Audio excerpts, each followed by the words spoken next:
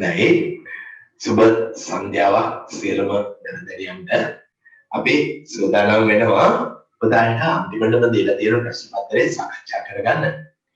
මෙතනදී තියෙන්නේ දෙවන වාර පරීක්ෂණය සබරගමු පළාතේ 2017.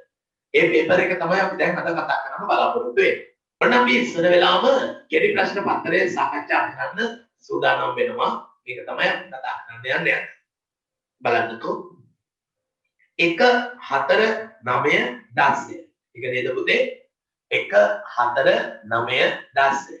මේ සංඛ්‍යා රටාවේ අපෙන් අහනවා බලන්න පුතේ පේපර් එක ළඟ නැති කෙනෙකුට උනා මේක අල්ලගන්න පුළුවන් 1,4,9,10. මේ කියන සංඛ්‍යා රටාවේ ඊළඟ පද දෙක සම්පූර්ණ කරන්න. කවුද පුතේ ඊළඟ පද දෙකට වැටෙන්නේ? ඊළඟ පද දෙක තමයි පුතා අහගන්න. මේ සංඛ්‍යාව ඔයාලට තේරෙනවනේ එක්වරක් එකනේ 1 දෙවරක් එකනේ 4 තුන්වරක් 3නේ 9 හතරවරක් 4 16 ඊළඟ සංඛ්‍යාව එතකොට හැදෙන්නේ 5 25යි 6වරක් 36යි එබනේ තේරුණානේ මේ සංඛ්‍යා හතරස් සංඛ්‍යා එහෙම නැත්නම් සමචතුරස්‍ර සංඛ්‍යා කියලා අපි කියනවා හතරස් සංඛ්‍යා එහෙම නැත්නම් සමචතුරස්‍ර සංඛ්‍යා කියලා අපි මේකට කියනවා ඊළඟට කියලා තියෙන මෙන්න මෙහෙම එකක්. දී ඇති රූපේ කොපමණ භාගයක් අඳුරු කර තිබේ. උතා මෙහෙමද උත්තරයක් දෙලා තියෙනවා. බලාගෙන ඉන්න රූපේ මෙන්න මෙහෙම බෙදලා මෙන්න මේ ආකාරයට බෙදලා මෙහෙම බෙදලා මෙන්න මේ කොටස පාට කරලා තියෙනවා. අඳුරු කරලා තියෙන්නේ සම්පූර්ණ රූපයෙන් කවර භාගයක්ද කිනම් අඹුවක්ද කියලා අහනවා. මෙතන ඉඳලා මෙතෙන්ට මෙහෙම කරලා මෙන්න මෙතන ඉඳලා මෙහෙම කරාම උදාට පේනවා 1 2 3 4 5යි 6යි 7යි 8. කීයකටද බෙදලා තින්නේ මේ? 8කට බෙදලා පංගුවක්. 8කට බෙදලා කොටසක්. එහෙනම් කීයේ පංගුවක්ද ඒක? 8න් එකක්. ඒක කඩලා වෙන් කරලා තියෙන්නේ 8න් එකක් කියන එක තමයි මෙතන තියෙන්නේ. 8න් පංගුව. තේරුණාද පුතේ? සම්පූර්ණ රූපය 8කට කඩලා 8න් පංගුවක් තමයි මේ කියලා තියෙන්නේ. ඊට පස්සේ අපි නහනවා මෙන්න මෙහෙම දෙයක්. අන්න පුතේ මෙම ගණකාව හැටදී පාරිජිතනේ ධාරිතාවය. පුතා දන්නවා ධාරිතාවය නැත්තම් පරිමාව සන්නේ දිග ගුණ කිරීම පළල ගුණ කිරීම උස. එතකොට අපි දන්නවා පරිමාව සමානයි. මෙතන දිග දීලා තියෙනවා 3යි මොනවාද? සෙන්ටිමීටර්. පළල දීලා තියෙනවා 2යි සෙන්ටිමීටර්. උස දීලා තියෙනවා 2යි සෙන්ටිමීටර්. දෙනවනේ 3 වරක් 2 6යි 6 වරක් 2 12යි. මොනවාද? ඝන සෙන්ටිමීටර්. ඔන්න පරිමාව වෙනකල්. එතකොට ධාරිතාවය කියන්නේ තරන්න පුළුවන් පරිම ද්‍රව ප්‍රමාණය. ඒ කියන්නේ මිලිලීටර් 12යි. කොහොමද පුතේ මෙයාගේ ධාරිතාවය මිලිලීටර් 12යි කියලා අපිට එන්නේ. මොකද ඝන සෙන්ටිමීටර් එකක් සමානයි මිලිලීටර් එකකට. මෙන්න මෙහෙම කතාවක් කියනවා. ඊළඟට 4 වෙනි ප්‍රශ්නේ මෙන්න මෙහෙමයි කියන්නේ පුතේ. 4 වෙනි ප්‍රශ්නෙන් කියනවා ප්‍රධාන අංක 4න් කියනවා A කියලා ඛණ්ඩාංකයක් දීලා තිනවා ඍණ 2 B කියලා ඛණ්ඩාංකයක් දීලා තිනවා 3 මාන. එතකොට A සහ B කියන ලක්ෂ දෙක මේ සංඛ්‍යා රේඛාව මත ලකුණු කරන්න කියලා කියනවා. කොහොමද පුතේ? මෙන්න සංඛ්‍යා රේඛාව තියෙනවා. පැහැදිලි? මෙන්න මෙතෙන්ට බිඳුව එනවා 1 2 3 4 5 1 2 3 ඍණ 3 ඍණ 2 ඍණ 1 2 3 4 5 ඍණ 2 ගාවට බෝලේ දාලා ඒක පාට කරලා එතෙන්ට දානවා පුතේ අකුර A. හරිද? ඊළඟට 3 මාර කියන්නේ ධන 3යි ධන 4යි මැද්ද. 3 තියෙනවා 4 තියෙනවා. ආන්න මෙතන මැද ලකුණු කරනවා. ඒක තමයි කවුද? B. ඔන්න A කියන ඛණ්ඩාංකය ලක්ෂ්‍ය ලකුණු කරා B කියන ලක්ෂ්‍ය ලකුණු කරා රේඛාව මත. රේඛාවට ලකුණු කරන්න කිව්වම දාල ස්ථානයේ බෝලයක් දාලා පාට කරන්න විතරයි කරන්න තියෙන්නේ. ඊළඟට කියනවා පුතා පස්වෙනි ප්‍රශ්නේ වෘත්තයක් දීලා මේ වෘත්තය කොටස් 5කට බෙදලා බලගෙන ඉන්න මේ කොටස් 5කට බෙදලා මේ වෘත්තේ කොටස් 5කට බෙදලා මෙන්න මේකේ 0.4 ලකුණු කරා. පුතා දන්නවා 0.4යි කියලා කියන්නේ පුතේ දශම ස්ථාන එකක්නේ. අපි එක දශම ස්ථානයක් තියෙන මේ මොහොතේ එයා භාග බවට පත් කරන්න අපි කරන්නේ මේ දශම 4 කියන එක 4 උඩට අරගෙන යට 10 දාන්න. හරිද? දශම ස්ථාන එකක් නම් ඒක උඩින් දාලා යටට 10 දාන්න. දශම ස්ථාන දෙකක් නම් ඒ දෙන්න උඩින් තියලා යන්න දානවා 100. තුන් දෙනෙක් නම් ඒ තුන් දෙනා උඩින් තියලා යන්න දානවා 10. ආයි කියනවා දශම ස්ථාන එකක් නම් පුතේ එක දශම ස්ථානයක් නම් යන්නට දාන්නේ 10. දශම ස්ථාන දෙකක් නම් යන්නට දාන්නේ 100. දශම ස්ථාන තුනක් නම් ඒ තුන් දෙනා උඩින් තියලා යන්න දාන්නේ 10. එහෙනම් මේ මොහොතේ දශම 4 කියලා තියෙන මේ වෙලාවේ අපිට පුළුවන් 2.4 4 උඩ 10 යන්න. අපිට පුළුවන් පුතේ මේ භාග සංඛ්‍යාව හැකිතා ගොඩක් කරනවා. උඩ ගාන දෙකෙන් බෙදලා යට ගාන දෙකෙන් බෙදලා. උඩ ගාන දෙකෙන් බෙදුවම 2යි යට ගාන දෙකෙන් බෙදුවම 5යි. අන්න අවසන් පිළිතුරක් එනවා උත්තරේ කීයද? 5න් 2. එහෙනම් මේක අඳුර කරන්න කියන්නේ මේ දශම 4 කියන එක තමයි 10න් 4 උනේ.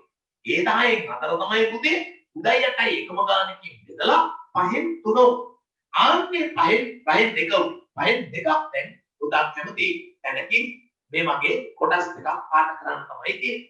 සම්පූර්ණ කොටස් පාඩම බෙදලා ඉන් දෙකක් පාඩම්. ඇත්තටම මෙතන දීලා තියෙන දශම 4 කියන එක පාඩම් කරන එක කලින් වැදගත් වෙන්නේ මේක භාග බවට පරිවර්තනය කිරීම තමයි මෙතනින් අහලා තියෙන්නේ. පැහැදිලි? හොඳයි. ඔන්න 6 වෙනි ගානෙන් අහනවා මෙන්න මේක ප්‍රශ්නය. 1.20,000 එකට 20,000 එකට 20,000 පරිමාණයට අඳිරලා පරිමාණ රූපයක්. මොකද්ද පුතේ මේකේ අර්ථය? මොකද්ද මේ එකට 20,000ක් කියන එකේ අර්ථය? පොතේ එහෙම නැත්නම් සිද්ධියමේ උතා අඳින එක ඇත්තට මේ 20,000 ගුණයක් විශාලයි. ඇත්ත සයිස් එක 20,000 ගුණයක් විශාලයි. එතකොට සැබෑ සයිස් එක දුන්නොත් 20ෙන් බෙදලා තමයි සිතියම් සයිස් එක හොයන්න ඕන. සිතියම් සයිස් එක දීලා ඇත්ත ඇහුවොත් ඔයාට 20ෙන් 20,000න් එක ගුණ කරලා තමයි පෙන්නන්නේ. සැබෑ ප්‍රමාණය ඇහුවොත් පුතා මේක ගුණ කරනවා. සිතියම් සයිස් එක ඇහුවොත් බෙදනවා. දැන් සිතියමේ සයිස් එක දීලා සැබෑ ප්‍රමාණය අහනවා. සිතියමේ සයිස් එක සෙන්ටිමීටර් 5යි. ඔන්න ඒක ගුණ කරනවා පුතේ 20,000න්. 20,000න් ගුණ කරනවා. ආයතනයක් ගන්න කියනවා මෙන්න මේක හොඳට අහගන්න. එකට 20,000ේ පරිමාණයට අඳින ලද පරිමාණ රූපයක සෙන්ටිමීටර් 5 දිගකින් දැක්වෙන සැබෑ දුර කිලෝමීටර් වලින් සම. පුතා දන්නවා සෙන්ටිමීටර් 5යි කියනකොට එකට 20,000 නම් ඒක 20,000ෙන් ගුණ කරනවා.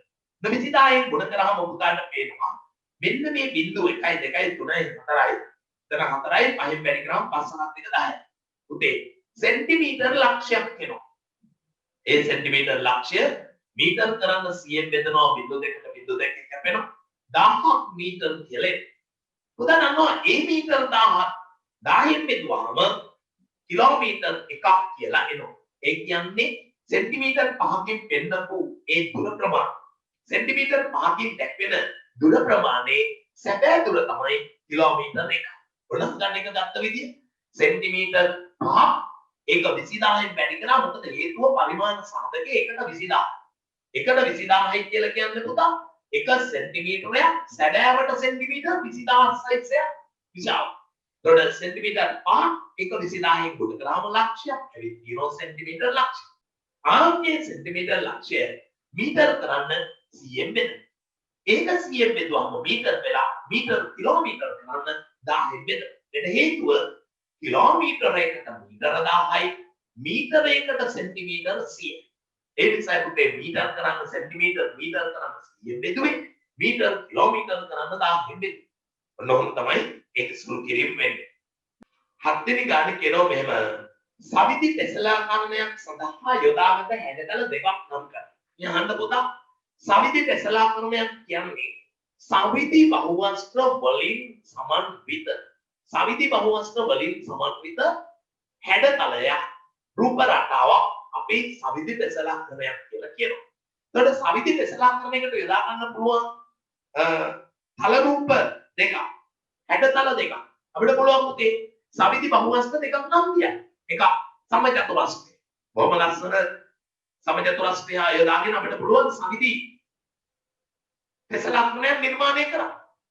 අපිට පුළුවන් පුතේ සමපාද ත්‍රිකෝණය පාවිච්චි කරන්න. සමපාද ත්‍රිකෝණය පාවිච්චි කරන්න. අපිට පුළුවන් සවිදි පංචාස්ත්‍රය පාවිච්චි කරන්න. අපිට පුළුවන් සවිදි ෂඩාස්ත්‍රය පාවිච්චි කරන්න. කොහොම හරි සවිදි එහෙම නැත්නම් සමාන කියන වචනේ තියෙනවා. සමපාද ත්‍රිකෝණ, සමචතුරස්‍රය, සම සවිදි පංචාස්ත්‍රය, සවිදි ෂඩාස්ත්‍රය, සවිදි අෂ්ටාස්ත්‍රය. ඔය ඕනම රූපයක් භාවිතා කළා ඉස්සරහ නඳින්න පුළුවන්. මේ පාඩම ආවරණය නොකරපු නිසා මම ඒක තව පැහැදිලි කිරීම කරන්නම් පාඩමේදී. දැනට ওই ප්‍රමාණයට ඇති පුතේ. සිසුන් 5 දෙනෙකුගේ ස්කන්ධ පිළිවෙලින් සිසුන් 5 දෙනෙකුගේ පුතේ බර කිලෝග්‍රෑමයක දීලා තිනවා 43 කිලෝග්‍රෑම්, 42, 45, x 42. සිසුන්ගේ මධ්‍යන්නේ 45. දරුවනේ මධ්‍යන්නේ සොයන්නේ මෙන්න මේක. සියලු සංඛ්‍යා එකතු කොට සංඛ්‍යා ගණනින් බෙදීමෙන් ලබා ගන්නා වගේ අපි කියනවා මධ්‍යන්‍ය. මධ්‍යන්‍ය සියලුම ළමයිගේ බර එකතු කරනවා. සියලුම ළමයිගේ බර එකතු කළා ළමයි ගානෙන් බෙදනවා. සියලුම ළමයිගේ බර එකතු කළා ළමයි ගානෙන් බෙදනවා. හරිද ලේසි? එතකොට තමයි ලැබෙන්නේ මුදේ මධ්‍යන්‍ය. ඔන්න බලන්න දින තියෙන ළමයි ටිකේ මම මේ කතා කරන්නේ 8වෙනි ගාන. බලන්න 8වෙනි ගාන. පළවෙනි පිටුවේ තියෙන අන්තිමට කලින් ගාන. එක ළමයෙක් කිලෝ 43ක් බරයි. අනිත් ළමයා 42ක් බරයි, තව ළමයෙක් 45ක් බරයි. තව ළමයෙක් x බරයි 42. ඔය ළමයි ඔක්කොම 5 දෙනා එකතු කරාම පුතේ.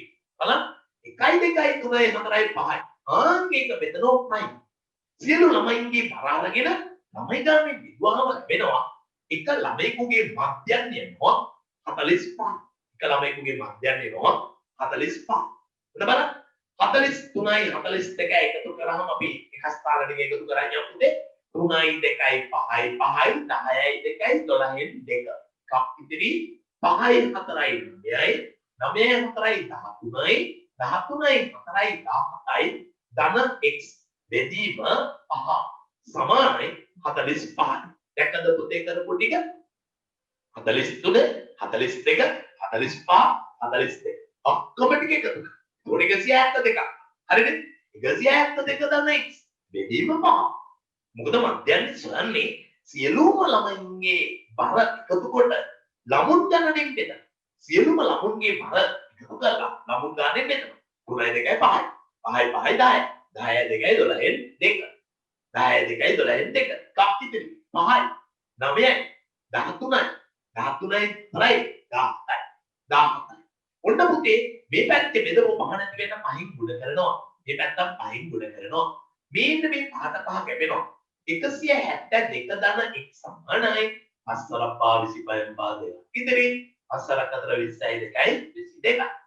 x වලගේ සමාන වෙනවා 225 අඩු කිරීම 172.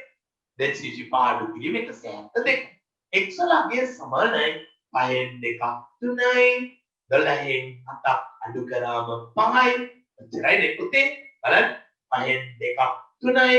මෙතන තියෙන්නේ 11. 11න් නේද පුතේ වැරදුනේ. 12ක් නෑනේ. එතන එක තියෙන්නේ 11න් 7ක් අඩු කරාම 4යි. උත්තරය 43. x නැමැති බරක් නැවි කියන්නේ නැතුව හිටපු ළමයාගේ බර කිලෝ 43. දැක්කද පුතේ? මධ්‍යස්ථ සොයන විදිය කොහොමද? සියලුම ළමයින්ගේ බර එකතු කොට ළමයි ගානින් බෙදනවා. තේරුණානේ? හොඳයි. මධ්‍යස්ථ කියන්නේ ඒක. හොඳයි. පුතේ 9 වෙනි ගණන අපි බලමු. ඍජුකෝණාංශයේ වර්ගඵලය සහ. පුතේ මේ බලන්න. ඍජුකෝණාංශයක් තියලා තියෙනවා. ඒ ඍජුකෝණාංශයේ දිග තියලා තියෙනවා පුතේ 6.4 මීටර. මෙතන 0.5 මීටර. අපි කරනවා පුතා මේ ඍජුකෝණාංශයේ වර්ගඵලය කොහොමද? කොහොමද පුතේ වර්ගඵලය හොයන්නේ? වර්ගඵලය සමාන වෙනවා දිග ගුණ කිරීම පළල. දිග 6.4 මීටර. පළල 0.5 මීටර. අපි කරන්නේ චූටි වෙලාවකට දශම අමතක කරනවා. මේ 6.4 කියන එක අපි 64 කියලා ගන්නවා. 0.5 කියන එක 5ක් කියලා ගන්නවා. ඒත් අපි චූටි වෙලාවකට දශම අමතක කරලා අපි කරන්නේ 64 5න් ගුණ කරනවා. මේ බලන්න. 5ක් 4 20න් බිඳුව 2ක් ඉතිරි. 5ක් 6 30යි 2යි 32යි. බලන්න 30යි 2යි 32යි. 5ක් 4 20න් බිඳුව 2ක් ඉතිරි. 5ක් 6 30යි 2යි 32යි. මෙතන දශම ස්ථාන 1යි, මෙතන දශම ස්ථාන 1යි. කොනේ ඉඳලා දශම ස්ථාන 2ක් වෙන් කරාම උත්තරය 3.2ක් කියලෙනවා වර්ග මීටර. වර්ග මීටර. වර්ග මීටර 3.2ක් කියලා වසන් පිළිතුරේ. ඊළඟට කියනවා පාසල් පිට්ටනියේ ඒ නැමැති ස්ථානයේ සිටින සුරේෂ්ට උතුරින් අංශක 60ක් නැගෙනහිර දිශාවට එපොතේ දිගාංශය කතා කරන විදිය. මොන බලන්න. උතුර තියෙනවා. මම කතා කරන්නේ 10 වෙනි ගාන. මම මෙතනින් මේක හදනවා. එන උතුර අන්නා ගන්න උතුර වෙන පුතාට පේනවා මේක පස්නාහිර මේ පැත්ත තමයි නැගෙනහිර. මෙන්න මේ කියන තැන සිටින කවුද? නම ඒ නැමැති ස්ථානයේ සිටින සුරේෂ්. සුරේෂ් ඉන්නේ ඒ නැමැති ස්ථාන. මේ ඒ නැමැති ස්ථානයේ ඉන්න සුරේෂ්ට ඒ නැමැති ස්ථානයේ සිටින සුරේෂ්ට ඒ නැමැති ස්ථානයේ තියෙන සුරේෂ්ට උතුරේ අංශක 60ක් නැගෙනහිර. උතුරේ අංශක 60ක් නැගෙනහිර. එනවා පුතේ මෙන්න මෙහෙම. ඔන්න උතුරේ අංශක 60ක් නැගෙනහිර. දැකද පුතේ? උතුරේ අංශක 60ක් නැගෙනහිර දිශාවේ ඇති කොටිගසේ පිටීම දල සතහනකින් දක්වන්න. මෙන්න මේ හරිය තියෙනවා කොටිගස්. කොටිගස්. ඔන්න ඔබ ලියන්න. එරුණානේ මෙතන අංශක 60ක් කියලා ලකුණු කරන්න ඕන. ඔක දිගාංශයේ කතා කරන ප්‍රාථමික ක්‍රමය. උතුරේ නැගෙනහිර පැත්තට. උතුරේ ඉඳලා නැගෙනහිර පැත්තට. එහෙම කතා කරා. උතුරේ බටහිර පැත්තට නම් මේ. ඉතින් උතුරේ නැගෙනහිරට අංශක 60ක්. දිගාංශයේ පාඩමත් අපිට කතා කරන්න තියෙන පාඩම දැන් ඔය විදිහට සටහන් කරගන්න පුතේ. right. 11 වෙනි ගාන. මෙන්න කියන දේ. ඔයාලට පේනවා මේ දීලා තියෙන්නේ පුතේ y අක්ෂය. මේ දීලා තියෙන්නේ x අක්ෂය. මෙන්න මෙතන අංක 1 තියෙනවා 2 තියෙනවා. එන දෙක හරහා මෙහෙම කඩේලා ඇනලා තියෙනවා. එතකොට මේක a කියලා සඳහන් කරලා තියෙනවා මේක b කියලා සඳහන් කරලා තියෙනවා. ඔන්න අපිට මේ සඳහන් කරපු කාරණාවක් එක්ක උදාහරණ දෙලා තියෙන තොරතුරු තමයි AB රේඛාවේ සමීකරණය ලියා ගන්න. මොකද්ද මේ AB රේඛාව? AB රේඛාව කියන්නේ පුතේ x ගේ ධන දෙක කපාගෙන යන රේඛාව. එතකොට මෙයාගේ නම තමයි AB රේඛාවේ නම තමයි කවුද පුතේ? x සමානයි 2 රේඛාව.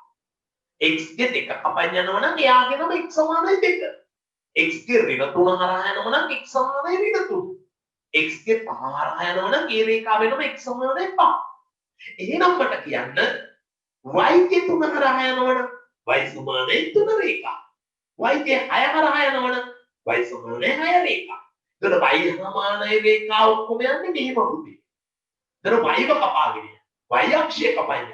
එහෙනම් මතක තියාගන්න මේ රේඛාවල නම කියන්නේ ආවද කපන්නේ කොහොමද කපන්නේ?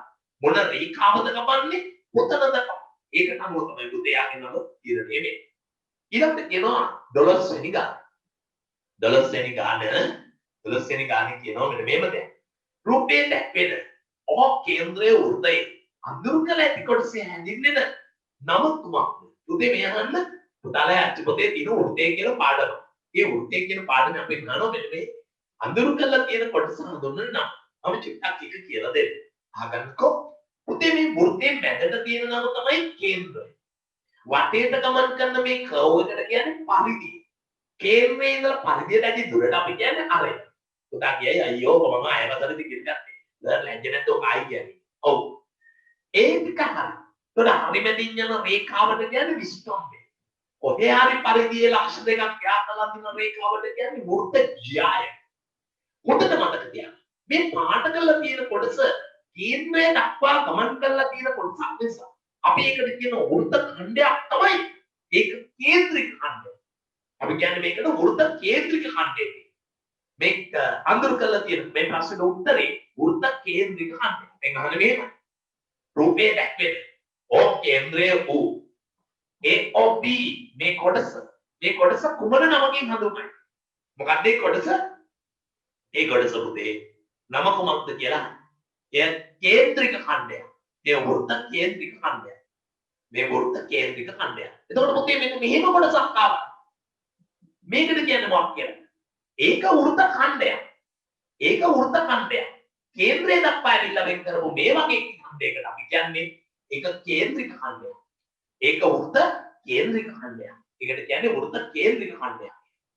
හොඳයි. අපි දැන් යනවා මොකද පුතාලත් එක්ක 13 වෙනි ගාන. දිග පළල උස පිළිවෙලයි. නැත්නම් ඉන්න පේපර් එක ළඟ නැති අය විශේෂයෙන් අහන් ඉන්න හොඳට. දිග පළල හා උස පිළිවෙලයි. 10යි 6යි 4ක් වූ කාමරයක පැත්තක දිග දෙකක් ගණක කීයක් ඇසිරිය හැකිද? පුතා අන්න මෙන්න 13 වෙනි ගානේ කියනවා කාමරයක දිග දීලා තියෙනවා, පළල දීලා තියෙනවා, උස දීලා තියෙනවා. එතකොට පුතා අපි කාමරේ ලොකුවට මේ අඩි පෙට්ටියක් වගේ කාමරයක් නේ ඔය කියන්නේ. ඔන්න කාමරයේ දිග උස පළල දීලා තියෙනවා. අපි ඒ තොරතුරු ටික මේක ඇතුල් කරනවා. නහගන්න. මෙතන දෙනවා දිග මීටර 10ක් කියන. පළල මීටර 6ක් කියන. උස මීටර 4ක් කියලා කියනවා. මේකේ අසුරනවලු දිග දෙකක් වූ පෙට්ටි. මම පුතා කියන්න දිග අතර දිග දෙකක් වූ පෙට්ටි කීයක් කියන්න පුළුවන්? දිග අතර පෙට්ටි කීයක් කියන්න පුළුවන්ද කියලා මට කියන්න. 10ට දෙකේවා කීයද? එහෙමනේ පුතේ දෙකක් දිග දෙකක් පළල දෙකක් උස පෙට්ටියක මෙහෙම තියාගෙන යනකොට දිග අතර තියන්නේ පුතේ දෙක පෙට්ටි. දිග දෙක තියෙනවා මේ දිග අතර පෙට්ටි පහක්. දිග අතර තියෙන පෙට්ටි කියන්න පුතේ දිග අතර පෙට්ටි පහක් කියන්න පුළුවන්. පළල අතර කියන්න පුළුවන්ද කියන්නකෝ. හයක් පළලයි. හයක් පළල මේකේ පළල අතර තියන්න පුළුවන් පෙට්ටි 6 බෙදීම 2. ඇයි මේ පෙට්ටියේ පළල දෙකයි. දිග දෙකයි පළලත් දෙක. එතන පළල පැත්තට 3ක් පුළු. උසට දෙකේවා දෙකයි තියෙන්නේ. උසට දාන්න පුළුවන් පෙට්ටි කොච්චරයි? 2. එතකොට පුතා දිග අතර තියෙන පෙට්ටි ගාන දන්නවනේ. දිග අතර තියෙන පෙට්ටි ගාන 5යි. පළල අතර තියෙන පෙට්ටි ගාන 3යි. උසට තියෙන පෙට්ටි ගාන 2යි. ඔයාත් එක ගත්ත හැටි පැහැදිලිද මතකද? කොහොමද පුතේ ඒක ගත්තේ? ඒක ගත්තේ මෙයාගේ දිග දීලා තිනවා මීටර 10යි. දිග මීටර 10යි. මේ අසුරන එක පෙට්ටියක දිග මීටර 2යි. අසුරන එක පෙට්ටියක දිග මීටර 2යි. පළල 2යි. උස 2යි. අපිට අවශ්‍ය වෙන්නේ දිග පැත්තට පෙට්ටි කීයක් අසුරන්න පුළුවන්? මීටර 10 එක පෙට්ටියක දිගවන 2 මීටර වලින් බෙදුවා 10යින් 2යින් බෙදුවම පුතේ මීටර 5ක්. පෙට්ටි 5ක් පුළුවන්. 6 බෙදනවා දෙකේ 3ක් පුළුවන්. 4 බෙදනවා දෙකේ 2ක් පුළුවන්. එතකොට පෙට්ටි කච්චර පුළුවන්ද කියලා බලන්නේ කොහොමද? පෙට්ටි ගණන සමානයි 5 ගුණ කිරීම 3 ගුණ කිරීම 2. දිග අතර පෙට්ටි 5යි, පළල අතර පෙට්ටි 3යි, උස අතර පෙට්ටි 2යි. එතකොට 5 3 වරක් 2. 5 3 15යි, 15 2 30යි එලා පෙට්ටි ගණන 14 වෙනි ගාන. මොකද පුතේ 14 වෙනි ගානේ කියන්නේ? ගහගන්න. ඉතින් මෙහෙම කියනවා. y සමානයි 3 සරල රේඛාව මතපෙහිදී ලක්ෂ දෙක ඛණ්ඩාංක ලියන්න. උදා නෝ ඛණ්ඩාංක ලියනකොට ලියන්නේ අනේ ලක්ෂණකින් නෙවෙයි. ඛණ්ඩාංකයක් ලියන්නේ x වලගය y වලගය දෙකම පාවිච්චි කරනවා. ඒකට වරහණක් ඇතුලේ ඉස්සර වෙල x වලගය ලියනවා, පසුව y වලගය ලියනවා. x වලගය y වලගය දෙකම ලියන වරහණක් ඇතුලේ දාන එක තමයි අපි කියන්නේ ඛණ්ඩාංක. පටිපාටිගත යුගල ලෙස. පටිපාටිගත යුගල කියන්නේ x යගේ y යගේ දෙකම ලියන්නේ. දැන් මේ මොහොතේ දීලා තියෙනවා පුතා y සමානයි 3 රේඛා. ඔයාලා හිතන්න පුතේ මේක 3 කිය. ඔන්න මේ y ගේ 3 කපන් යන රේඛා. දැන් නිකන් හිතන්න මේ මගේ එක පුතා හිතෙන් හරි කොහේ හරි කොල කෑල්ල ගහලා ඇදලා උත්තර ලියන්න. දැන් y ගේ 3 කපන් යන රේඛාවේ තියෙන ඛණ්ඩාංක. ඔන්න පුතේ මේ හරි ඛණ්ඩාංකයක් අපි ගමු. මේ හරි ඛණ්ඩාංකයක් ගත්තොත් මේ ඉන්නේ 1 නිසා මේ ඉන්නේ 3 නිසා අපි ඒකට කියන්නේ ඒ 3 ඛණ්ඩාංක. අපි මේ හරියෙන් ගත්තොත් ඍණ 2 කිය. ඔන්න ඔහම දැම්මම මෙතෙන් දෙන්නේ පුතා ඍණ 2 3 කියන ඛණ්ඩාංක. කොහොමද අපිට එක දෙයක් පැහැදිලි? x ට මොන ඉලක්කම් ආවත් x ට කවුරු ආවත් y දෙන්නේ නම් මොනවද පුතේ කියන්න? y දෙන්නේ නම් පුතේ 3. ඇයි? මෙයාගේ නම y සමානයි 3නේ. එහෙනම් මේක මත තියෙන ඕනම ඛණ්ඩාංකයක x ට කවුරු ආවත් කමක් නැහැ. හැබැයි y දෙන්නේ 3. x ට කවුරු ආවත් කමක් නැහැ. y දෙන්නේ 3. කවුරු ආවත් කියන්නේ උඩට ඕන ඉලක්කමක් දාන්න පුළුවන් කියන්නේ. ඉතින් ඕනේ නැති ඒවා දාන්න එපා. ලොකු ඉලක්කම 1,25,000 ඒව දාන්න එපා. මෙතන දාමු ඍණ 5 ධන 3. ධන 2 ධන 3. තව අපි ගත්තා බිඳුවේ ධන 3. ඍණ 1 ධන 3. ධන 4 ධන 3. ධන 4 මාරේ ධන 3. කොහොම හරි y වලට එන්න ඕන මොකද්ද? ධන 3. එහෙනම් යාගේ ලක්ෂණයක් තමයි y සමානයි 3 නම් y කියන ඕනම තැනක අගය තමයි 3. හොඳයි. දැන් බලන්න අපි යනවා ඊළඟට මෙන්න මෙහෙම කොටස 15 වෙනි ගන්න. සංඛ්‍යා සමූහයක් දීලා මම මෙතන හදලා පුතේ ඉඳ තියෙන නිසා. දෙකකම තුනකම හතරකම පිළියම් කොටේ දෙකකම තුනකම හතරකම හතරකම පහ හත ඔන්න සංඛ්‍යා සමූහේ මධ්‍යස්ථන මගේ පුතා දන්නවා මේ දීලා තියෙන තත්ත්ව සමූහය යම් ක්‍රමික පිළිවෙලකට ලියන පුතාට කියනවා නම් මේක ලියන්න තියෙන්නේ ආරෝහණ පිළිවෙල. මේ ආරෝහණ පරිපාටින ලියනද සංඛ්‍යාපද පෙළිය හොඳට නිරීක්ෂණය කරාම පුතාට පේනවා. දෙක තියෙන එක සැරේ හතර දෙසරයක් අන්න පහ තුන් සැරයක් හත දෙසරයක්. එතකොට වැඩි වාර ගණනක් ඉදිරි தත්ත්වය තමයි මාත්‍ය. මාත්‍ය වශයෙන් මෙතනදී අපිට ගන්න පුළුවන් කවුද? පහ. ඊළඟට රෝමිලක්කන් දෙක වශයෙන් අපි ගන්නවා මධ්‍යස්ථය. මධ්‍යස්ථය සංඛ්‍යා ගණන ඔක්කොම ගණන් කරාම 1 2 3 4 5 6 7 8 9 1 2 3 4 5 6 7 8 9 සංඛ්‍යා ගාන මධ්‍යස්ථය 9 එයාට එකක් එකතු කරලා බෙදනවා පුතේ දෙක. මොකද්ද පුතේ මධ්‍යස්ථය වෙන විදිය? ඔත්තේ උනත් ඉරක්කේ උනත් එකක් එකතු කරලා දෙකට බෙද. මැදව සංඛ්‍යා ගාන 9 එයා දෙකක් එකතු කරාම 10යි. ඒ 10 දෙකට බෙදනවා. 10 බෙදවනවා දෙකෙන් උත්තරය 5. කවුද දරුවෝ මෙතනින් පස්වෙනියගේ පස්වෙනියගේ කවුද පුතේ පස්වෙනියගේ ගණන් කරන් බලන්න. 1 2 3 4 5. ඉතින් පස්වෙනියක් 5 තමයි. මධ්‍යස්ථයේ පස්වෙනියගේ පස්වෙනියට තියෙන එක ගණන් කරලා බැලුවම තමයි රවුන්ඩ් කරලා කිව්වා ඒ අගය 5. මේ මොහොතේ මාතේ කියන්නේ වැඩි වාර ගණනක් එදුණු වගේ මධ්‍යස්ථය කියන්නේ හරි මැද තියෙන දත්තය හෝ හරි මැද නොවන අවස්ථාවකද කරන්නේ. ඒ දෙන්න එකතු කරලා දෙකට බෙද. මධ්‍යස්ථය නොවන හරි මැද තියෙන අගය දෙකක් ආවොත් ඒ දෙන්න එකතු කරලා දෙකට බෙද. සංඛ්‍යා ගාන 9. එකක් එකතු කරාම 10. ඒක දෙකට බෙදුවාම 5යි. පස් වැඩියගේ පස්වෙනියගේ 1 2 3 4 5. පස්වෙනියගේ කවුද? 5. අපි 16 වෙනි ගානත් ඔය එකම හදලා ඉවර කරමු. මම ඒකත් මෙතන කරමු. හරි බලන්න. 16 වෙනි ගාන. මොකක්ද කියන්නේ? අපිට කියනවා පුතා මෙන්න මෙහෙම. රේඛා දෙක. එකිනෙක ඡේදනය වෙනවා. රේඛා දෙක. එකිනෙක ඡේදනය වෙනවා. එකිනෙක ඡේදනය වුණාම පුතේ උදාහරණ තේරෙනවා. රේඛා දෙක එකිනෙක ඡේදනය වුණාම මෙන්න මේ පැත්තයි මත දෙපැත්ත බලාගෙන හැදෙන කෝණ මොනවද කියන්නේ? ප්‍රතිමුඛ කෝණ. මොනවායි? ප්‍රතිමුඛ කෝණගේ මොන වෙනවද පුතේ? ප්‍රතිමුඛ කෝණ මොන වෙනවද? අන්නේ සමාන වෙනවා.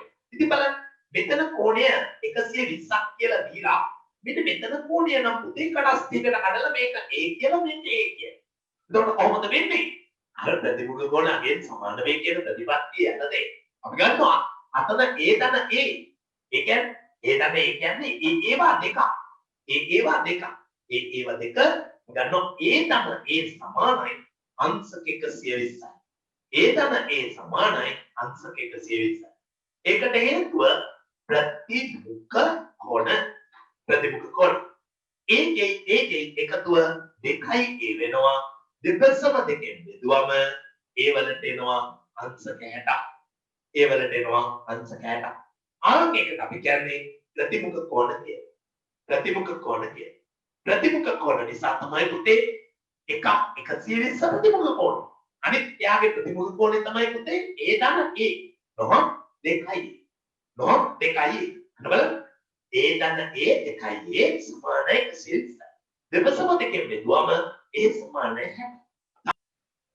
17 වෙනි ගානේ කියනවා දිග 2x ධන 5 වන මෙම ත්‍රිකෝණාංශයේ වර්ගඵලය වර්ග ඒකක 4x ධන 2y කියලා. බලන්න මම බෝඩ් එකේ ගන්න දානවා. ත්‍රිකෝණාංශයක් දීලා තියෙනවා. ඒ ත්‍රිකෝණාංශයේ දිග දීලා තියෙනවා 2x ධන y කියලා. ත්‍රිකෝණාංශයේ දිග දීලා තියෙනවා 2x ධන y කියලා. උතේ මෙයාගේ වර්ගඵලය දීලා තියෙනවා වර්ග ඒකක 4x ධන 2y කියලා. 4x ධන 2y කියලා. පුතා කියන්න බලන්න. ඍජුකෝණස්ත්‍රයක වර්ගඵලය එන්නේ කොහොමද? දිග ගුණ කිරීම ඵල. කොහොමද ඍජුකෝණස්ත්‍රයක වර්ගඵලය එන්නේ පුතේ? දිග ඵලයෙන් ගුණ කරාම. එතකොට තමයි වර්ගඵලය එන්නේ. මට කියන්න මේ මොහොතේ වර්ගඵලය තියෙනවනම් දිග තියෙනවනම් ගුණ කළා වර්ගඵලය ගන්නවනම් පුතේ දිග ඵලයෙන් ගුණ කළා වර්ගඵලය ගන්නවනම් දිග දුන්නම ඵලල හොයන්න ඵලල දුන්නම දිග හොයන්න වර්ගඵලය මේ කියන දීප එක්කෙනාගේ බෙදන එකනේ කරන්න ඕන.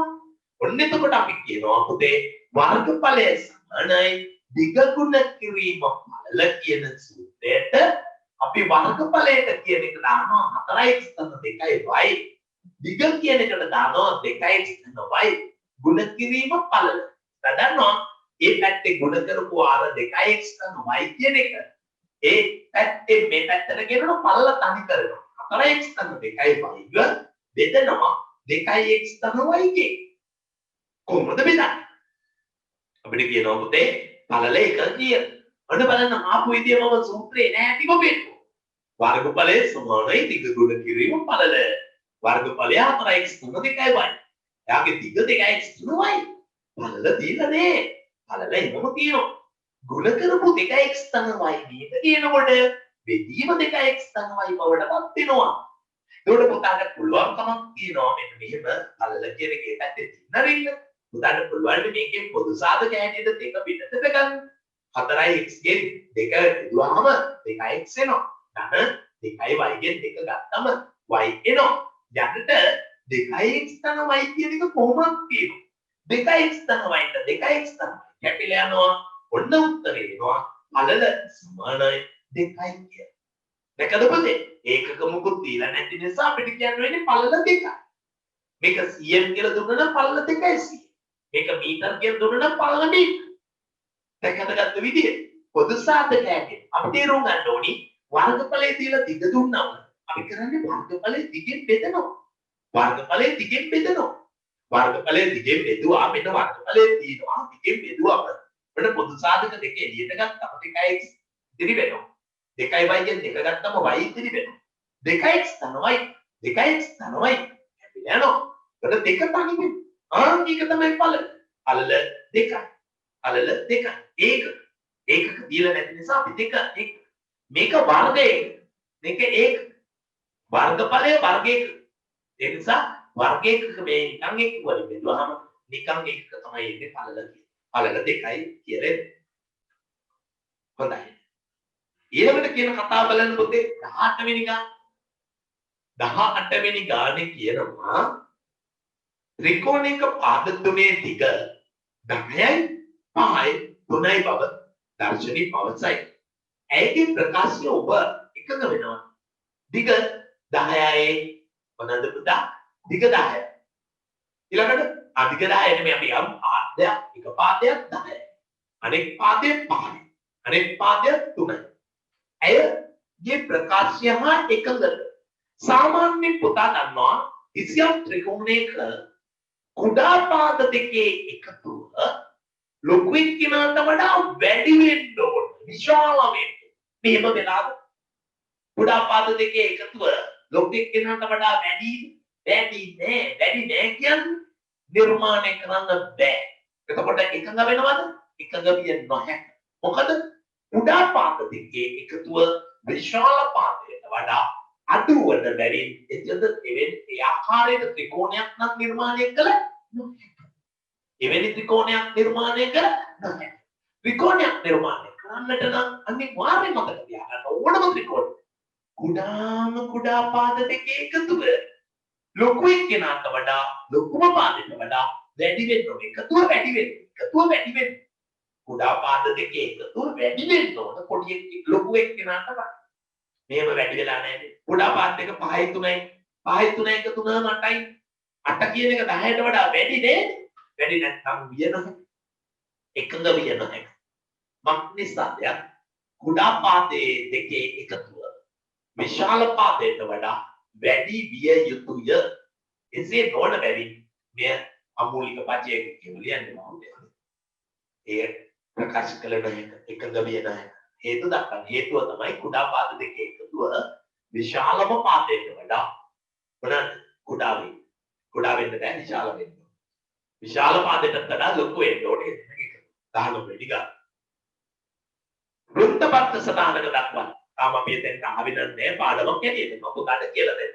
මම මාරු දෙයක් නෙමෙයි. වෘත්තපත්ත සටහනක දක්වනවා කියන එකේ තේරුම තමයි පැතිමෝ. වෘත්ත කියන්නේ මොකක්ද? වෘත්තයක් කියන්නේ අග නටුව. පත්‍ර කියන්නේ කොළය. කොහොමද මේ නටුකොළ සටහන හදන්නේ? ඒක හදන්නේ මෙහෙම. 10 පේලි ටික වෙනම ගන්න. 20 පේලි ටික වෙනම ගන්න. 30 පේලි එක පේලියකට දාන්න. 40 පේලි තියෙනවනම් එහෙම දාන්න. දැන් මෙතන තියෙනවා මගේ පුතාට තේරෙනවා මෙන්න වෘත්ත කියන්නේ අර 10 ස්ථාන. අපි ලියනවා ඒකට වෘත්ත කියන්නේ. පත්‍ර කියන්නේ එක ස්ථාන. වෘත්ත කියන්නේ 10 ස්ථාන, පත්‍ර කියන්නේ එක ස්ථාන. ඔන්න වෘත්ත 10 ස්ථාන බිඳුව වෙච්ච අවස්ථාවක් තියෙනවනේ පුතේ. 10 ස්ථානයේ නැති අවස්ථාවක් තියෙනවනේ 3. 10 ස්ථානයේ දෙක එක වෙනේවන්නේ, ඒ වෙනේවන්නේ. නමුත් දාන්න වෙනවා කියන පිළිවෙල. 2 3 ඉතරයි තියෙන්නේ. ආව. දැන් දාගෙන යන්න. බලන්න 3 පත්‍ර නිකක් 3. 32 එකද 32 ලිව්වා. 29 ඔන්න ලිව්වා. එකද 29 ලිව්වෙ ඉතින් පුතේ. 20 පේලියේ 9 ලිව්වා. මම මේ චෝකියට ලියන්නේ මේ ටික මම දාන්නේ මේ පැන්සලේ. මකලා හරි පිළිවෙලට දාන්න ඕනේ ඒකයි. ආරෝහණ පිටිපෙළියට හදලා දාන්න ඕනේ. 28 මොන 28 දැක්කද ඔය ටික මට මාරු කරන්න වෙනවා. ඒ නිසා මේ තාපකාලිකව දාන්න. 28 ඊළඟට 25 ඔන්න දැන් 33 ඔන්න දැන් ඊළඟට 30 ඔන්න දැන් දැක්කද පුතේ 10 පේලි එකක්වත් නැහැ. නැත්තම් මුකුත් කරන්න කොහොමද ඉන්නේ. මේ 3 වෙන මුකුත් නැති නිසා ඒ 3 විතරයි හරියට ලියන්නේ. ඔන්න මම පැන්සලෙන් ලියපුවා මකලා ලියන. දැන් මේක කොහොමද? 9ට පහ නෙමෙයි ආරෝහණ. 5 8 9.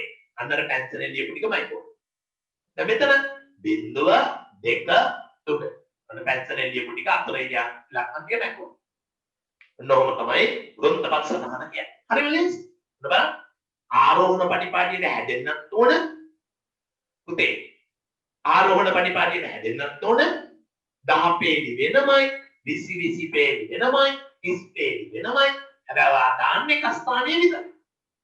10 පේලි එකක්වත් නැති අවස්ථාව එක ස්ථාන විතරක් තියෙන 3. 25 දෙකද ලිපෙන්නේ 28 29 ලියපුවේදී 30 32 33 ඊළඟ 40 තිබුණා නම් ඒත් එහෙම. එක ස්ථානේ විතරයි පත්‍ර වලට වැටෙන්නේ. 10 ස්ථානයේ වෘත්ත හැටියට තියෙනවා. උදාහරණ පේනවා 10 ස්ථාන සෙට් එකකුත් තියෙනවා. එක ස්ථාන සෙට් එකකුත් තියෙනවා. ඉලක්කම් වල සමහරක් ඒවයි 10 ස්ථාන තියෙනවා. ඒ නිසා මම තීරණය කරා 10 ස්ථාන නැතිව බිඳුව. මේක 10 පේ. මේ 20 20 20 යන මේ 30 ගන්න. ඊළඟට පුතාට මේ හම්බෙන ටික දාගෙන යනවා. 3 එකම්ම 3 නෙමෙයි 10 පේලිය බිඳුවක් උතුරු. ඊළඟට අපිට තියෙනවා 32. ඔන්න 32 දැන්. දැක්කද? 32 ලියපු විදිය ඉතල 3 ලිව්වා මෙතන 2 ලිව්වා. 29 2 9. දැක්කද? 29 ලියපු විදිය.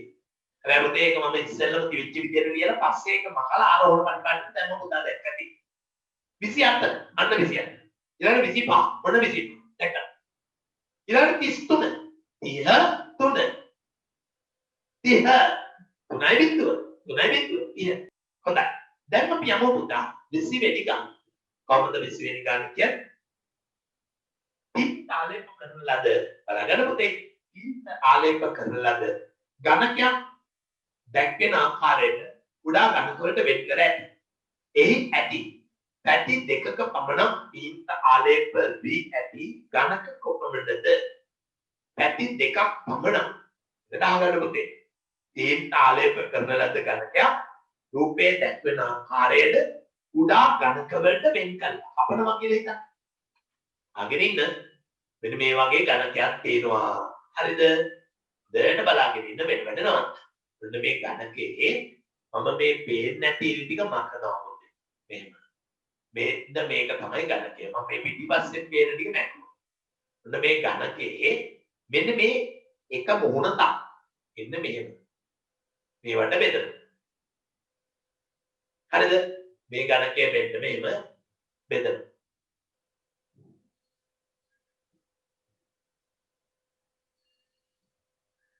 අපෙන් අහනවා පුතේ ඔය සම්පූර්ණ ගණකයේද ඔය පිටිච්ච අවස්ථාව තුල දෙපැත්තක් විතරක් තීන් තාලේ කරවෙච්ච ගණක කියක් තියෙනවා. ගණක කියන්නේ මේ බෙදලා වෙන් කරනවා මේ ගණක ඔක්කොම වෙන් කරනවා තුන්වරක් 27කට බෙදෙන. ගණක 27ක් මේකේ තියෙන. චුටි ගණක 27. දැන් මෙහෙම තීත්ති තමයි තීත්ත ගන්න. ඒතකොට ඇක්චුලි තියෙන්නේ නැහැ තීත්ත ගෑවෙන්නෙම නැහැ. ඔයා බලන්න පුතා දෙපැත්තක් විතරක් තීත්ත ගෑවෙනව නේද? මේකේ ගෑවෙනවද? බෑ. එයා ගන්න බෑ. තුන් පැත්තක් තියෙනවා. මෙන්න තියෙන දෙපැත්තක් ගෑවෙන එක. එකයි. මේක ගත්තොත් බෑ. එක පැත්තයි විතරයි. මේක ගත්තොත් බෑ. මේක පුළුවන්. අර පැත්ත එකක් පුළුවන් මේ පැත්ත එකක් පුළුවන්. හතරයි. නේ? වැරදි පුතේ. හතර නෙමෙයි. තව තියෙනවා. කොහමද? මේ පැත්තෙන් හතරයි. ඊට පස්සේ මෙතන එකක් තියෙනවා. මෙතන එකක් තියෙනවා. මෙතන එකක් තියෙනවා. අර පැත්තේ එකක් තියෙනවා. මෙතන හතරයි. මෙතන එකක් තියෙනවා. මෙතන එකක් තියෙනවා. මෙතන එකක් තියෙනවා. අර පැත්තේ එකක් තියෙනවා. හතරයි. හතරෙම කීයක් තියෙනවද?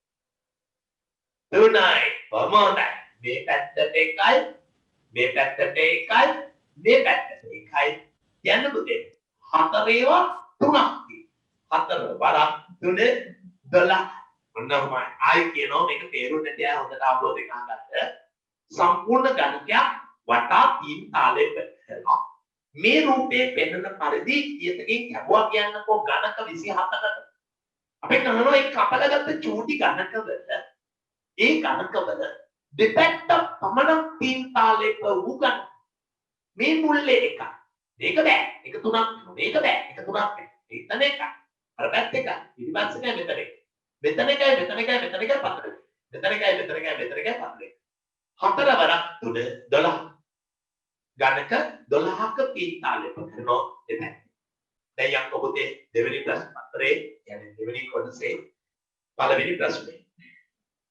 දී ඇති ගණකයේ පරිමාවස ගණකයක් තියලා තියෙනවා පැත්තක දිග සෙන්ටිමීටර් 3ක්. ඒතර 3 වැඩි 3 වැඩි 3 කියන පුතා 27ක් ඝන සෙන්ටිමීටර්. පැත්තක දිග 3ක් වෙච්චි ගණකයක පරිමාව. 3යි 100 වැඩි 3යි 100 වැඩි 3යි 100. 3ක් 3 9යි 9ක් 3 27යි ඝන සෙන්ටිමීටර් 20. පතුලේ වර්ගඵලය වර්ග සෙන්ටිමීටර් 400ක් වන ගණකාපයක පරිමාව 40800කි. එහි උසස මගේ පුතාට මම කියලා දුන්නා. ඉස්සෙල්ලත් මම කළ පෙන්නුවා. පළවෙනි ප්‍රශ්නේ ෆෝමියුලා අංක 2. පළවෙනි එකට මම උත්තරේ කීවා පුතාට. පරිමාව දෙලා පරිමාව සමානයි 3යි 100 ගොඩ කිරීම 3යි 100 ගොඩ කිරීම 3යි 100 වැඩි වුණාම 27ක් ඝන සෙන්ටිමීටර්. ඝන සෙන්ටිමීටර් 27. නොබෙලක්කත් දෙකෙන් අහනවා පතුලේ වර්ගඵලය වර්ග සෙන්ටිමීටර් 400ක් වන ගණකයක උස සමානයි පරිමාව බෙදීම පතුලේ වර්ගඵලය. ඒබඩේ පුතේ උස හොයන්න මම කියලා දුන්නනේ පාඩම කරානේ පුතේ මේ ඔන්ලයින් පන්තියක් පාඩම කරා. පරිමාව බෙදුවාම පතුලේ වර්ගඵලයේ උස එනවා. උස එනවා පතුලේ වර්ගඵලය තුලින් පරිමාව බෙදුවා. පරිමාව දීලා තියෙනවා පුතා 4800ක් ඝන සෙන්ටිමීටර්. පතුලේ වර්ගඵලය දීලා තියෙනවා මැටියෝ. පතුලේ වර්ගඵලය දීලා තියෙනවා 400ක් වර්ග සෙන්ටිමීටර්. 400ක් වර්ග සෙන්ටිමීටර්. බිංදු දෙකට බිංදු එකක් වුණා. හතර වරක් එක 4යි, හතර වරක් දෙක 8යි. මෙතෙන්ට 100න් කියලා උත්තරයක්. 12ක් සෙන්ටිමීටර් කියලා එනවා. මොකද්ද මේ ඝන කාපයේ උස? ඊළඟට කියනවා මෙවැනි ඝනකාපයක උස සෙන්ටිමීටර් 12ක් වේ. මෙවැනි ඝනකාපයක උස සෙන්ටිමීටර් 12ක් වේ. ඒ තුනෙන් දෙකක් පමණක් ජලයෙන් පිරී ඇති. රූපේ පිටපත් කරගෙන විනුම් සහිතව එම ජල මට්ටම ලකුණු කරනවා. පුතා මෙන්න බලන්න රූපය පිටපත් කරගන්න. ඊළඟ රූපය පිටපත් කරගන්න මෙන්න මේ ආකාරයෙන් හොඳ තවත් ඝනකාපයක් මේ විදිහට අඳිනවා. අවධානයෙන් ඉන්න මෙන්න මේ මුල්ලට මේ මුල්ල මේ ආකාරයට යා කරනවා යා කරලා අපිට තියෙන මෙන්න මේ ඝන වස්තුවේ අර එදුතලයි රූප සටහනේ නම් මේ පිටිපස්සේ ටික පෙන්නලා නැහැ ඒකම කළා දාමු. මේක පෙන්නෝතින් එහෙම ප්‍රධාන කොට පට්ට වෙනවා. මේකේ දිග දීලා තියෙනවා පුතා 30 මීටර සෙන්ටිමීටර. පළල දීලා තියෙනවා 18ක් සෙන්ටිමීටර. උස දීලා තියෙනවා පුතේ 1200. අන්නයි තීනකෙන් තුනෙන් දෙකක් ජලයෙන් පිරෙලා.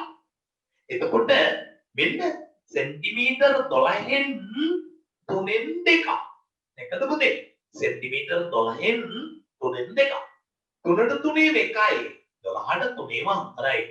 4 වරක් දෙක 8යි 100. නේනම් මෙහෙම ජලය පිරෙනවා. ඔය තියෙන ජල මට්ටම පිරෙන ප්‍රමාණය ජලය පිරෙන ප්‍රමාණය දීලා තියෙනවා පුතේ. කොච්චරද? 8ක් උස. 8යි 100 කියලා දාන්න. 8යි 100 ගත්ත විදියත් ඉස්සරහින් පෙන්නන්න පුතේ.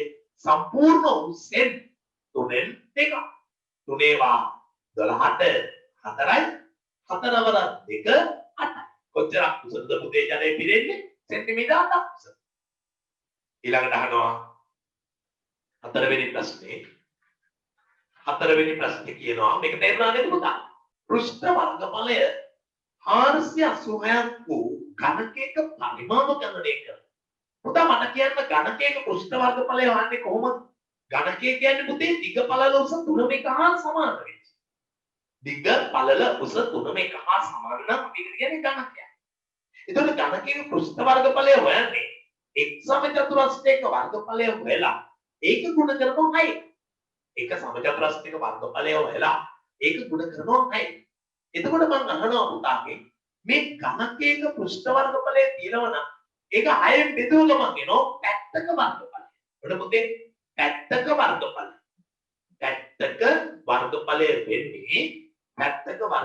වෙන්නේ මුළු වර්ගඵලය වෙන 486ක් वर्ग सेंटीमीटर बेदනවා 6. ඇයි 6න් බෙදන්නේ? ඇයි පුතේ ඝනකයක් කියන්නේ පැති 6ක් තියෙන 6ම එක හා සමාන ඝන වස්තුවනේ. ඒකට එක පැති 6ම වර්ගඵලය අරගෙන 6න් බෙදනවා.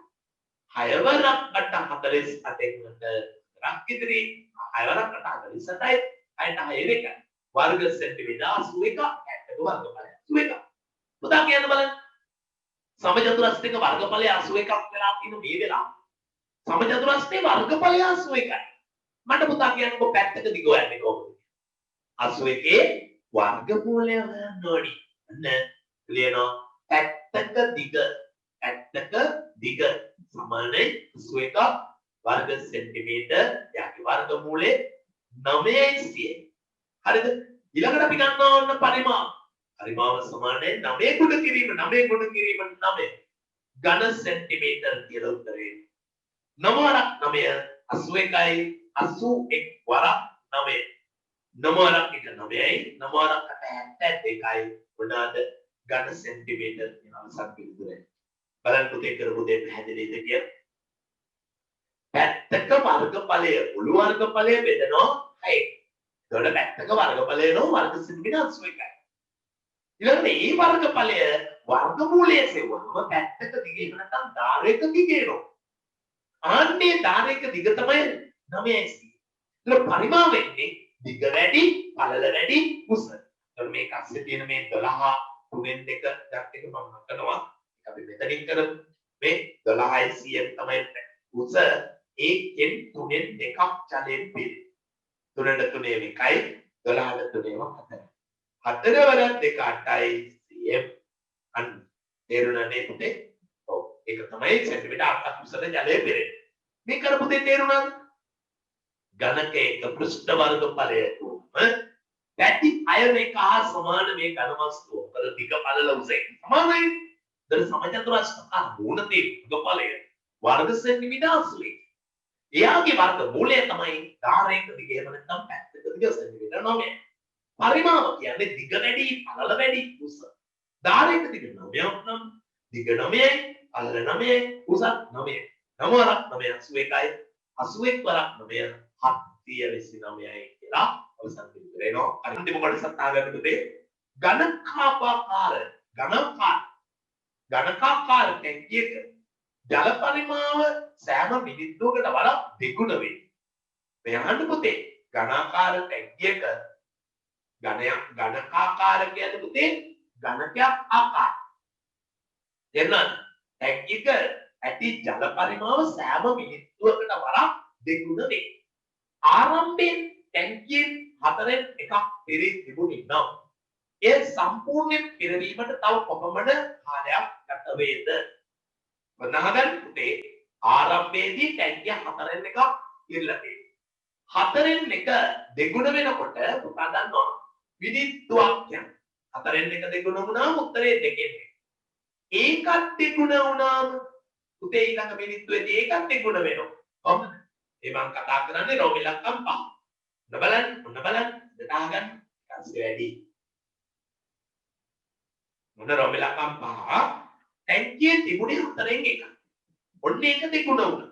උත්තරේ කීයද? 2ට 2 එකයි 4ට 2 එකයි උත්තරය 2න් 1. ඊළඟට ඒ 2න් එකක් ආයිත් දෙගුණ වුණා. මේ 2ට 2 ලැබුණා උත්තරේ 1. එක කියන්නේ සම්පූර්ණ ටැංකිය ෆිල් වෙන වෙන. මිනිත්තු කොච්චරද යන්නේ?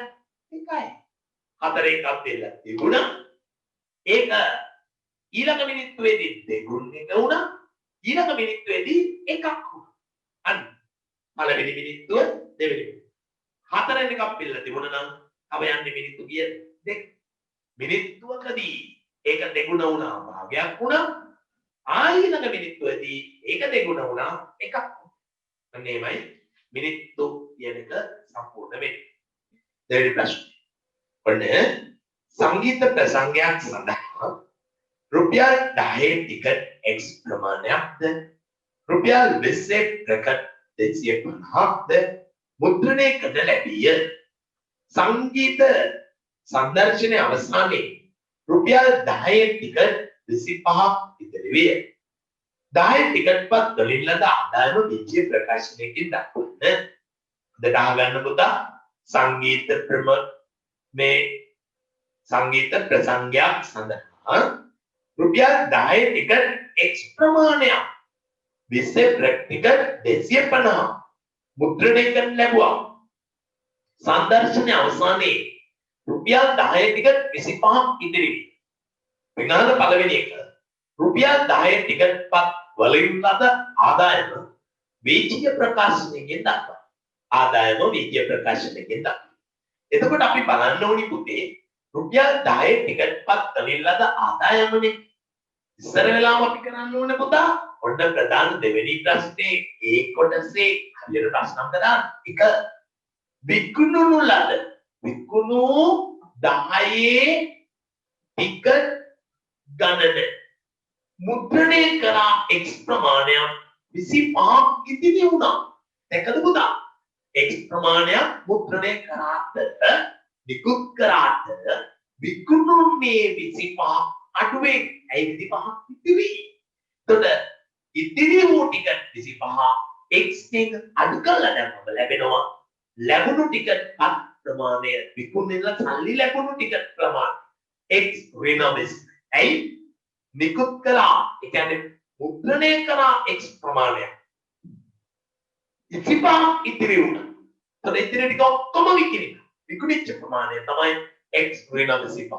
10 ටිකට්නේ ආදායම. ඒවායෙන් ලද ආදායම. ඒවායෙන් ලද ආදායම. ඒවායෙන් ලද ආදායම වෙන්නේ රුපියල් 10 ගුණ කරනා පුතේ X ඍණ 25. දැකද? විකිණිච්ච ටිකට් ගන්න ඔක්කොම මුද්‍රණය කරා X ප්‍රමාණය. ඒකෙන් දැන් 25ක් ඉතිරි. ඉතිරි ටික ඔක්කොම විකුණුණා. කීය වෙන්නේ? 10 වෙන්න. එහෙනම් 10 වැඩි කරා X ඍණ 25. එතකොට 10 වරක් X ගුණ කරාම 10යි X වෙනවා. 10 වරක් 25 ගුණ කරාම රුපියල් 250. රුපියල් කියන එක අපි නොලියෙමු. එතකොට පාඩම පැහැදිලි නැහැ. 10 වරක් X 10යි X 10 වරක් 25 250යි ධන නෙමෙයි පුතේ. ධන ඍණ. ඒ ඍණ වලින් වැඩි වුණාම එතන ඍණනේ තියෙන්නේ. ඊළඟට අහන ප්‍රශ්න. රුපියල් 10 ටිකට් බලෙන් ලද ආදායම බීජ ප්‍රකාශ කිව්වා. ටිකට් අලවියෙන් ලද මුළු ආදායම 7750 නම් 10 ටිකට් ගණන X සොයන්න කියලා කියනවා. අපිට කියනවා පුතා ටිකට් අලගියේ. ඔව් තව එකක් තියෙනවා විකිණිච්ච. රුපියල් 20 ටිකට් 250 මුද්‍රණය කරනවා. රුපියල් 20 ටිකට් 250 මුද්‍රණය කරනවා. එතකොට 250 මුද්‍රණය කරා කියන එකේ අදහස් කරන්නේ බලන්න පුතේ ඒව ටික ඔක්කොම විකිණිලා ඒක ගැන කියලා නැත්තේ ඒක විකිණිච්ච නිසා. එතකොට මුළු ටිකට් වලින් ලැබුණු ආදායමනේ මේ දීලා තියෙන්නේ.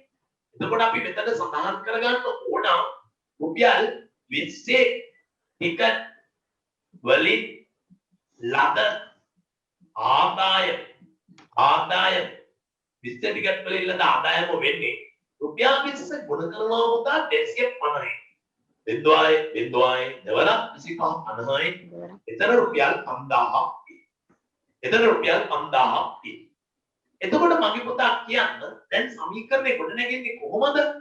මෙන්න 10යි x ඍණ 250 කියන්නේ 10 ටිකට් වලින් ලැබුණු ආදායම.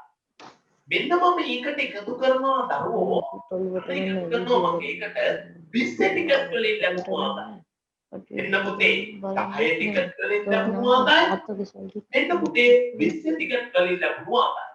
10 ටිකට් වලින් ලැබුණු ආදායම. ඊළඟට 20 ටිකට් වලින් ලැබුණු ආදායම.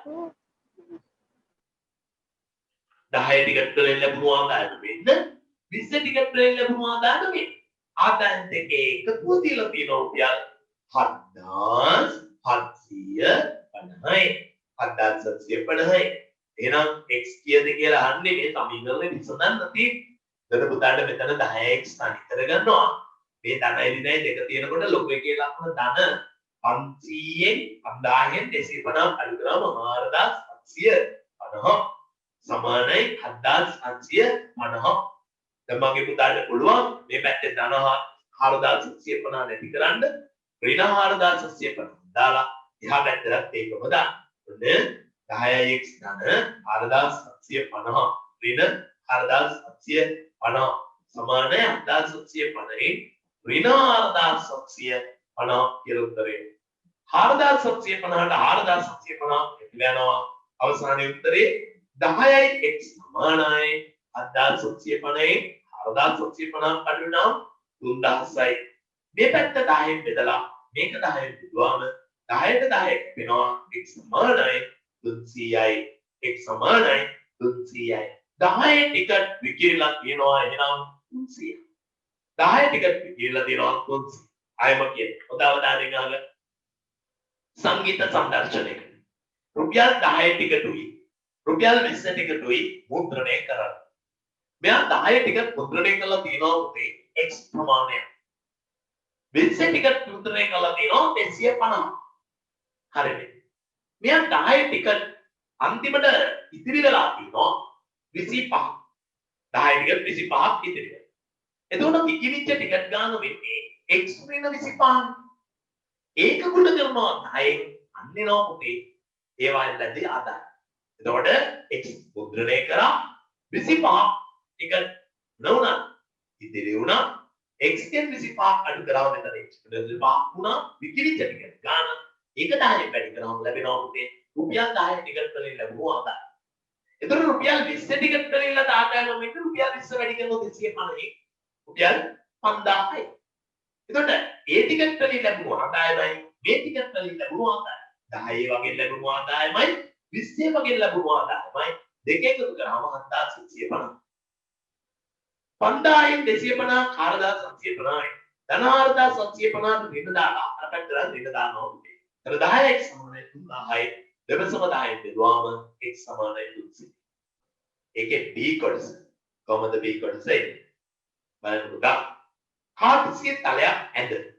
දෙකේ දෙක බිඳුවේ ඍණ දෙක ඍණ දෙකේ දෙක ලක්ෂ ලකුණු කර පිළිවෙලින් යා කරා.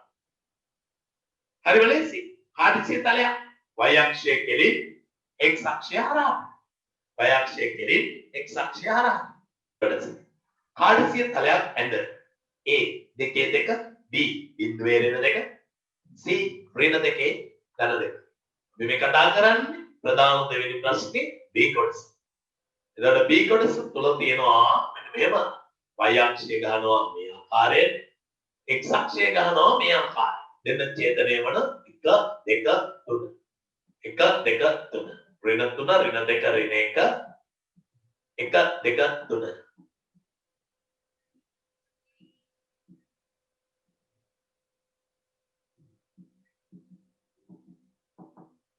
කණ්ඩායමක ලකුණු කරනවා පුතා. ධන දෙකේ ධන දෙක. දැකලා පුතේ ධන දෙකේ ධන දෙක කියන්නේ මෙතන. ධන දෙක කෙලින් ධන දෙක කෙලින්. ඒක තමයි A. ඊළඟට බිඳුවේ ඍණ දෙක. ඒක මෙතන. ඒක තමයි පුතේ B. ඊළඟට C. ඍණ දෙකේ ධන දෙක මෙතන. ඒක C. උදාහරණ මතකයි මේ. මේක යා කරනකොට අපි කරන්නේ පිළිවෙලට යා කරන්න ඕන. මතක තියාගන්න කණ්ඩායමක ලකුණු කරනකොට ලකුණු කරන්න පුතේ ඉස්සර වෙලා x වලගේ y වලගේ පස්සේ x වලගේ ඉස්සර y වලගේ පස්සේ මෙන්න මේ a වල ඉඳලා b ට යා කරනවා b වල ඉඳලා c ට i a ට මෙයා කරන්න තියෙන්නේ ඊළඟට පුතා c කොටසත් අපි කළාම අද දවසට වැඩ නතර කරනවා බ්‍රහස්පති අපි මේකේ ඉදිරි කොටසත් මේ පුතේ පාඩමක් කරන්නේ ඒ නිසා හොඳ පුතාලා වගේ බ්‍රහස්පති වෙනකොට මේ ඉවර කරලා තියන්න. මොකද අර පාඩම ඉක්මනට ඉවර වුණොත් අලුත් පාඩම ඉවර වුණ ගමන් අපිට යන්න පුළුවන් මේ පේපර් එකේ ඉදිරි කොටස. හරිද? C කොටස. වත්තක පොල්ගස් 10 ගෙඩි කඩන ලද අතර ගස්කින් ඇඩු මධ්‍යන්න පොල් ගෙඩි ගන්න අතකි. පොල් ගෙඩි යක් රුපියල් 60යි නම් කඩන ලද පොල් තොගේ වටිනාකම උදේ මධ්‍යන්න ගෙඩි 8යි නම් එක ගහකින් කඩන සාමාන්‍ය ගෙඩි ගන්න 8යි නම් ගස් 10න් කඩන ගෙඩි ගන්න අපි කියනවා C කොටසේ ප්‍රොබිලක්නම් එක අපි ඉස්සෙල්ලා මුළු ගෙඩි ගණන හොයන්න ඕනේ. මුළු ගෙඩි ගණන කියන්නේ මධ්‍යන්නේ හොයන්නේ කොහොමද පුතේ? සියලුම ගස්වල ගෙඩි ටික එකතු කරලා ගස් ගානෙන් බෙදලා තමයි මධ්‍යන්නේ සොයන්නේ. බෙදලා මධ්‍යන්නේ වෙනවනම් ගුණ කරාම යාගේ මුළු ගෙඩි ගාන ලැබෙනවා. එක ගහකින් ගන්න සාමාන්‍ය ගෙඩි ගන්න දීලා තිනවා පුතේ 8ක් කියලා මධ්‍යන්නේ 8යි. ගෙඩි තියනවා එක ගහක සාමාන්‍ය මධ්‍යන්නේ ගෙඩි ගන්න 8යි. පොල්ගස් 10යි. අතවරක් 10 80යි කියලා මුළු ගෙඩි ගන්නකට ලැබෙනවා. ගෙඩියක් රුපියල් 60 ගානේනේ. ගෙඩියක් රුපියල් 60 ගානේනේ. අපෙන් අහනවා පොල් තොගේ මුළු වටිනාකම. මුළු වටිනාකම සමානයි පොල් තොගේ මුළු වටිනාකම වෙන්නේ එක ගෙඩියක් රුපියල් 60 ගානේ ඒක 80 ගුණ කරනවා 0.0 අටවරක් 648යි රුපියල් 4800යි දෙකද මධ්‍යන්නේ කියන එක දන්නේ නැත්නම් මේ ගාන හදන්න බෑ මධ්‍යන්නේ කියන්නේ සාමාන්‍යයෙන් ගහකින් ගන්න ගෙඩි ගාන තමයි තියෙන 8 එවැනි ගස් 10ක් තියෙනවා ගස් 10න් කඩලද ගෙඩි ගන්න වෙන්නේ එතකොට ගස් 10න් කඩලද ගෙඩි ගන්න වෙන්නේ අපිට පැහැදිලි ගස් ගානෙන් කඩලද ගෙඩි ගන්න වන්නේ අතවරක් 10 ගෙඩි 80 මුළු වටිනාකම වෙන්නේ එක ගහක කඩන ගෙඩියක වටිනාකම රුපියල් 60යි නම් ගෙඩි 80ක් තියෙනවා 80ට රුපියල් 4700යි ඊළඟ වාරේ කඩලද පොල් ගෙඩි ගණන පෙර වාරයට වඩා ගෙඩි 20ක් අඩුයි ඒ පොල් ගෙඩියක් රුපියල් 20කින් බැගින් විකිණීමෙන් පෙර ආදායමම ලැබිය හැකි බව පතු හිමියා පවසන. එම ප්‍රකාශයේ සත්‍ය අසත්‍යතාවයද. එතකොට පුතා ඔන්න රෝමිලක්කන් දෙක. මෙන්න ගිය වාරේ වගේ නෙමෙයි මේ වාරේ කඩනකොට ගෙඩි ගන්න අඩු වෙනවා. ගෙඩි කීයක් අඩු වෙන්නේ පුතේ? පෙර වාරයට වඩා ගෙඩි 20ක් අඩු වෙනවා. එතකොට ගෙඩි ගන්න අර ගෙඩි ගන්න 80යි ඒකෙන් 20ක් අඩු නම් ගෙඩි 60ක්. දැන් ගෙඩියක් විකුණන්න යා කතා කරන්නේ රුපියල් කීය ගානේද පුතේ? ගෙඩියක් රුපියල් 70 ගාන. එතකොට ලබන ආදායම සමානයි රුපියල් 70 ගුණ කරනවා 60. 0.0 අයවරක් 42යි. කොහොම කියන්නේ? පුළුවන්ද බැරිද? ගෙඩි ගාන 60. කලින් ගෙඩි තිබුණා 80. 20ක් මේ සැරේ ගෙඩි අඩු වුණා. 80 අඩු. හැබැයි කලින් 60 ගාන විකුණන්නේ. දැන් විකුණන්නේ 70 ගාන. 70කට කීයද පුතේ? 70 ගාන නෙමෙයි පුතේ. එයා 80 ගාන විකුණන නම් එහෙම එයාගේ ආදායම වෙනසක් වෙන්නේ නැහැ. නමුත් එම නිසා අපිට කියන්න තියෙන්නේ ඔහුගේ ප්‍රකාශය අසත්‍ය වේ. ඇයි? කලින් 4700 මෙයාගේ අක්ෂරයන් අඩු වෙච්ච නිසා එයා ගාන වැඩි කළා.